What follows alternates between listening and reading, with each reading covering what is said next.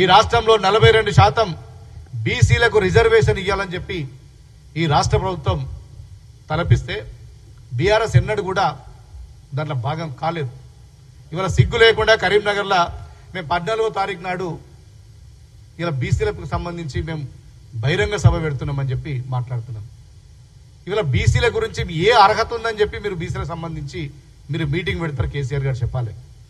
ఇలా పెద్ద జోక్ ఇంకోటి ఏంటంటే నిన్న కేసీఆర్ గారు ఫామ్ హౌస్లో ఒక నలుగురితోటి సమావేశం ఏర్పెట్టింది. దేని గురించి? కరీంనగర్లో బీసీ సభ గురించి. ఆ నలుగురిలో ఒక్కరు కూడా బీసీ లేరు. కేటీఆర్, హరీష్ రావు, వినోద్ రావు, కేసీఆర్ తప్ప ఏ ఒక్క బీసీ నాయకుడు బీసీ సభ గురించి మాట్లాడిన వాళ్ళు లేరు. ఇది వారికి బీసీలకు ఉన్నటువంటి చిత్తశుద్ధి.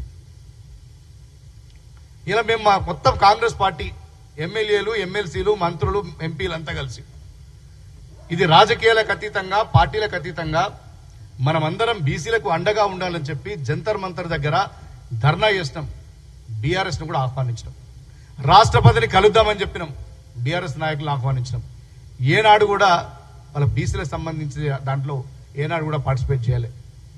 మేము ఒక్కటే అడుగుతున్నాం, ఇలా బీజేపీకి భయపడి మీరు బీసీ రిజర్వేషన్లు అడ్డుకునే ప్రయత్నం చేస్తున్నా బీఆర్ఎస్ పార్టీ అని అడుగుతున్నా. ఇలా బీఆర్ఎస్ పార్టీని సూటిగా ప్రశ్నిస్తున్నా. ఇలా బీఆర్ఎస్ మీరు బీసీల పక్షం ఉంటారా, బీజేపీ పక్షం ఉంటారా ఒకసారి తెలుసుకోండి.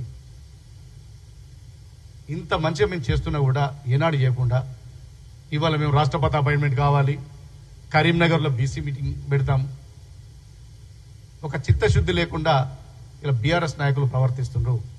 ఇలా మీకు దమ్ముంటే ఢిల్లీలో ధర్నా చేయండి. ఇలా కాంగ్రెస్ ప్రభుత్వం బీసీల కోసం చేయాల్సిందంతా చేసినాం, కులగణన చేసినాం. 42% సంబంధించి అసెంబ్లీలో ఆ ప్రాసెస్ కూడా కంప్లీట్ అయింది. గవర్నర్ గారి దగ్గరికి ఆర్డినెన్స్ పంపించినాం. ఇక్కడ ఏ సందర్భంలో కూడా బీఆర్ఎస్ ఇక్కడ కలిసి రాలేదు. ఇవాళ కొత్త నాటకాలు తెరదీస్తున్నారు. ఇలా బీసీలకు సంబంధించి కాంగ్రెస్ పార్టీకి మైలేజ్ వస్తుంది, మా ముఖ్యమంత్రి గారికి మైలేజ్ వస్తుందని చెప్పి ఇలా కొత్త నాటకానికి, కొత్త డ్రామాకు బీఆర్ఎస్ తెరదెప్పింది.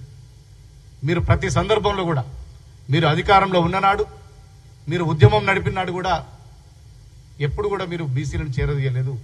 అడుగడుగున బీసీలకు ద్రోహం చేసింది బీఆర్ఎస్ పార్టీ. ఆనాడు తెలంగాణ ఫౌండర్లో ఒకరైనటువంటి నరేంద్రను ఎంతో అవమానకరంగా పార్టీని చెల్లగొట్టిండ్రు. విజయశాంతి గారిని అవమానంగా వెళ్ళగొట్టిన పార్టీలకి. ఇలా మీ కుర్చీ కిందకి నీళ్లు తీసుకొచ్చినటువంటి మీ మంత్రివర్గంలో ఉన్నటువంటి ఈటెల రాజేందర్ను ఎంత అవమానకరంగా పార్టీ నుంచి వెళ్ళగొట్టిరో బీసీ సమాజానికి, తెలంగాణ ప్రజలందరికీ తెలుసు. ఇది పూర్తిగా బీసీ వ్యతిరేక పార్టీ. ఇలా దొంగ నాటకాలకు మళ్ళీ ఒక తెరదీసి చేస్తుంది. ఇప్పటి కూడా బుద్ధి లేకుండా ఇష్టం ఉన్నట్టు మాట్లాడుతూ అసెంబ్లీ ఎన్నికల్లో ప్రతిపక్ష పాత్ర ఇచ్చిండ్రు. అసెంబ్లీ ఎన్నికల తర్వాత జరిగిన పార్లమెంట్ ఎన్నికల్లో మీరు అధికారం ఉన్న నాడు ఏం చేయలేదు, ప్రతిపక్షం ఇస్తే కూడా మీ పాత్ర సరిగ్గా నిర్వహిస్తలేరని చెప్పి, అసలు మీ పార్టీ తెలంగాణ రాష్ట్రంలో అవసరం లేదని చెప్పి పార్లమెంట్ ఎన్నికల్లో గుండు సున్నా ఇచ్చి పోటీ చేసిన ప్రతి చోట్ల కూడా అయితే 3వ స్థానం లేదంటే డిపాజిట్ కోల్పోవడం. అది బీఆర్ఎస్ కున్న చరిత్ర. మీరు 10 ఏళ్లలో కాళేశ్వరం కానీ, మిషన్ భగీరథ కానీ ఇట్లాంటి స్కీముల్లో వేల కోట్లు అవినీతి సొమ్మును వెనకేసుకొని ఒక పార్టీ నడిపిస్తున్న భ్రమల్లో మీరున్నారు తప్ప మీ పార్టీ తెలంగాణలో ఉందని తెలంగాణ ప్రజలు ఎవరు అనుకోవట్లేదు.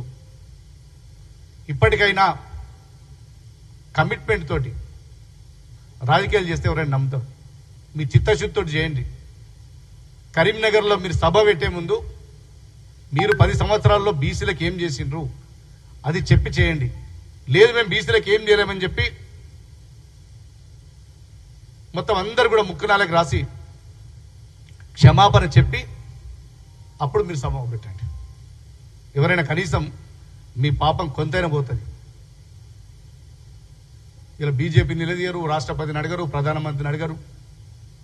వాళ్ళతోటి లాలూచి రాజకీయాలు, కుమ్మక్కు రాజకీయాలు, పార్టీని ఎప్పుడు విలీనం చేద్దామనే ఆలోచనలు తప్ప ఇంకొకటి లేదు. దయచేసి ఇప్పటికైనా తెలంగాణ ప్రజలు ఎవరికి చిత్తశుద్ధి ఉంది దళితుల పట్ల కానీ బీసీల పట్ల కానీ ఆలోచన చేయాల్సినటువంటి సందర్భం వచ్చింది.